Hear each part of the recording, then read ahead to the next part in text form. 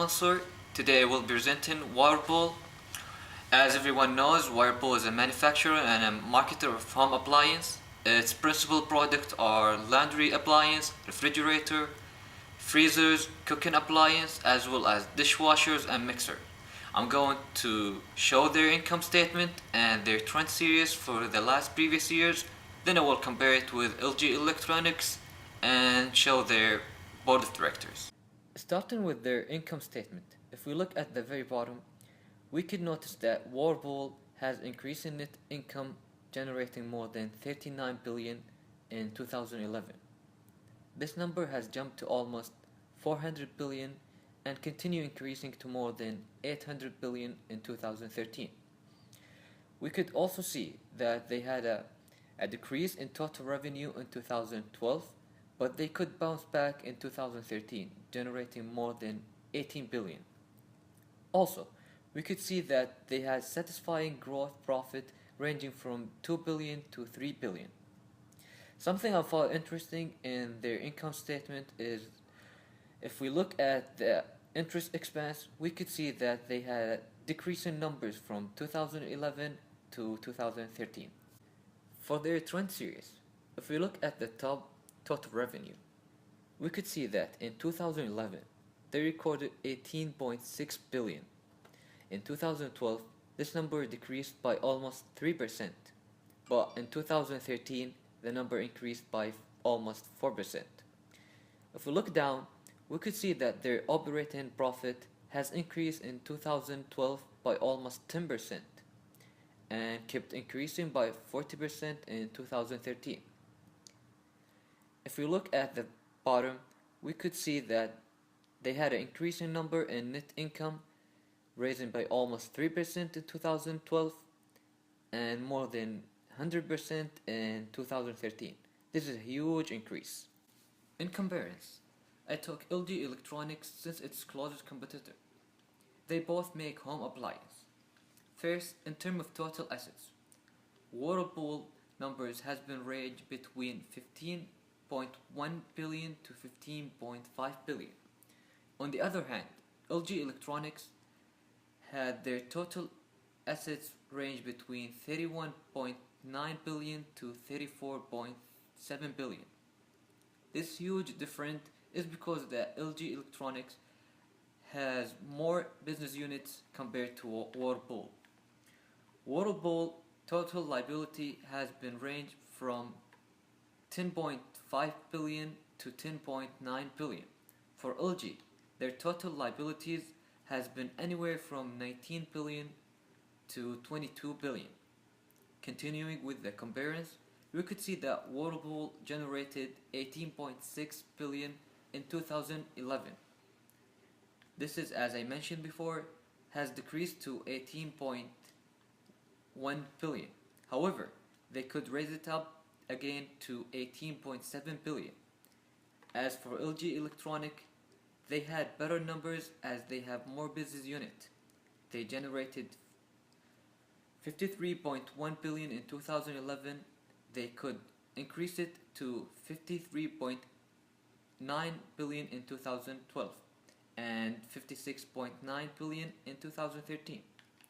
As for the net profit margin, Whirlpool recorded 4.1% in 2011, 2.55% in 2012, and 3.89% in 2013, while LG recorded minus 0.8% in 2011 and 0.2% in 2012 and 0.4% in 2013. I think the big difference between their net profit margin is due to the big difference in their net income. For tool selection, I'm going to show how weaknesses, strength, threat and opportunity can really help Whirlpool. The two news I found were that Whirlpool announced that they will add 400 new jobs by 2018, bringing the planet to 1,400 employees. Also, I found that appliance and mental unexpectedly rose in April after again the problem month that was stronger than previously estimated, indicating US manufacturing is rebounding with the economy. This is very good this is very good news for Whirlpool. I found its lack of market share in the Asian market and lack of diversification can be taken as their weaknesses. What I mean here is that if the appliance industry take a major hit, it will suffer greatly. If Whirlpool were more diverse, it would be able to diverse away some of the risk involved with being in only one industry. Also, less than impressive return on earning, mixed financial result with EBIT percentage falling year on year. Inefficient resources utilization by management resulting in reduced profit margins by percentages. For the strength, I found that Whirlpool is the largest manufacturer of domestic appliances. It has a huge market share. It has the best quality and delivery system, a strong brands and wide product range. For strength, for the threats, I found that they have an impressive key indicator like debt to equity, which is below industry average. This could reduce net operating cash flow. Also, they have stock downgrade that might erode the investor confidence. For the opportunity, I thought the acquisition in other industry and products such as furniture can be an opportunity for Whirlpool.